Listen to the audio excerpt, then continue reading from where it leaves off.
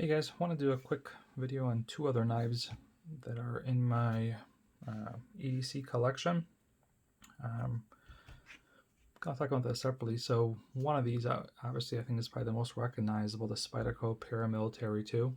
And, you know, I wasn't a big fan of how this looks. I really got this because of all the hype and positive reviews around it. I've kind of thought I should try it, but I wasn't actually a fan of just, I don't know, I don't like kind of how it looked. I was kind of skeptical, but given how good the reviews were, I'm like, well, I should probably try and just see what all that hype is about. And now that I've got it, I mean, actually, this Spidey hole thing, I love this thing. It's such a nice fidgety toy to open and play with. So that actually won me over, but it is actually a little bigger than I had hoped, so it's not a knife I actually carry a lot unless I have a jacket or not going to be sitting, because it is, I think, noticeable in the pocket when you, especially when you compare it to, you know, like the bug out or the mini bug out or the full-size bug out. I mean, these two just, I mean, you forget, I mean, they truly disappear in your pocket. You forget they're there.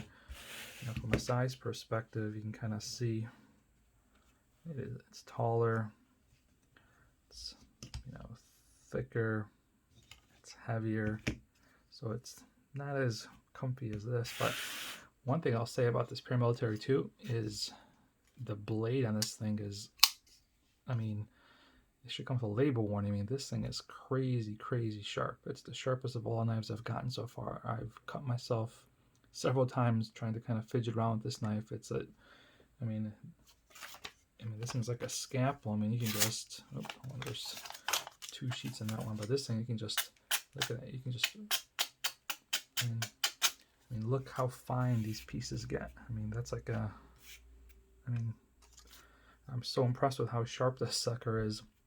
And even the liner lock is pretty fun to open with. You know, the axis lock, you know, is a fun little fidget toy, but this one actually is just as entertaining as well. Now the downside is it's obviously for a righty, and I'm a lefty, so it's kind of obviously not as friendly to lefties. But I'm actually kind of, I don't know, I'm a little weird because I write lefty, but I throw righty, so I kind of can get comfortable doing things with both hands as a result of it. So I know I have no problem operating it with my right hand and using it.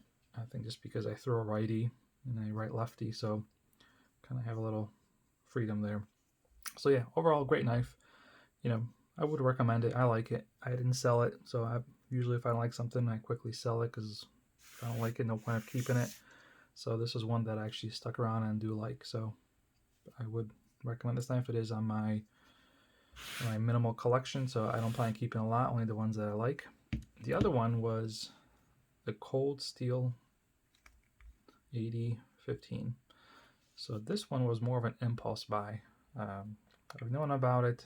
You know, they're kind of can get up to close to $200 in price, but it was on sale on Amazon one day for $129 or $130. So I'm like, you know, at that price, and plus with Amazon, you can always return it. So I figured nothing to lose.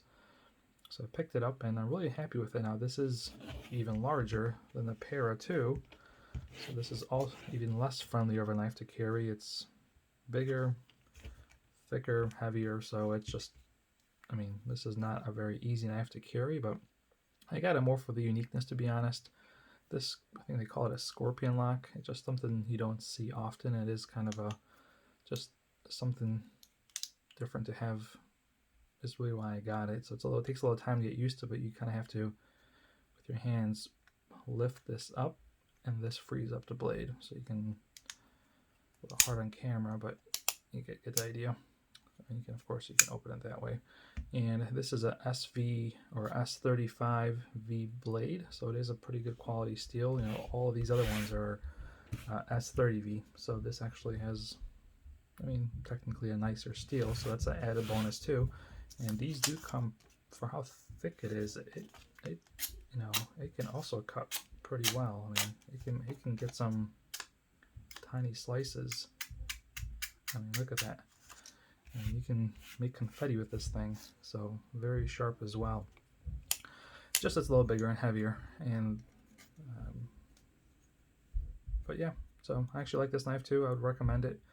I think it's a little bit on the larger side, but it is a very robust knife. And Cold Steel, if you follow them on YouTube, I mean, they really, I mean, they built knives like tanks. I mean, they actually, I mean, they do a lot of stress tests on this thing. I mean, you can, I mean, this is kind of borderline of a bushcraft knife. It's obviously a pocket knife, but you know, it would, I think, compete nicely with. I'm trying to see if I had one of my bush knives handy. I don't, but this would, I mean, I think this would be one that, I think if you were to try to get a knife that can kind of check two boxes, be a pocket knife, folding knife, but also kind of a bushcraft knife, I think this would probably be a strong candidate for it, just due to thickness. I mean, you could, I mean, easily probably, you know, get a log and start chopping up some firewood with this thing, and I think it would hold up nicely. It's got a full metal liners, so I mean, very, very strong lock. I mean, this thing is just, I mean, there's like no play in this thing at all. I mean, this thing is just like a tank. So that's kind of why I got this one, actually. I think it's just a nice, unique option to have in any collection, is a knife that can kind of double as a folding knife, but also a bushcraft knife as well. So yeah, pretty quick video. Just wanted to kind of highlight these two. You know, we don't plan on expanding more knives. I'm actually pretty content with what I have right here. I actually do have the blue bug out with a serrated blade. Obviously I'm a big fan of the bug out, so I kind of got all three. Get the mini, the black, and then I got the blue with a serrated. I think that comes in handy for doing yard work when I have to cut weeds or things like that. That serrated blade really helps with that. And then these two I really got, I want to say for novelty purposes, but just to kind of check a box in terms of a nice, bigger, kind of more aggressive knife, and then more of a kind of a rugged survival knife, you might say. So these I think are going to be the main ones I'm probably going to keep, and then of course I've got a few Swiss Army knives as well.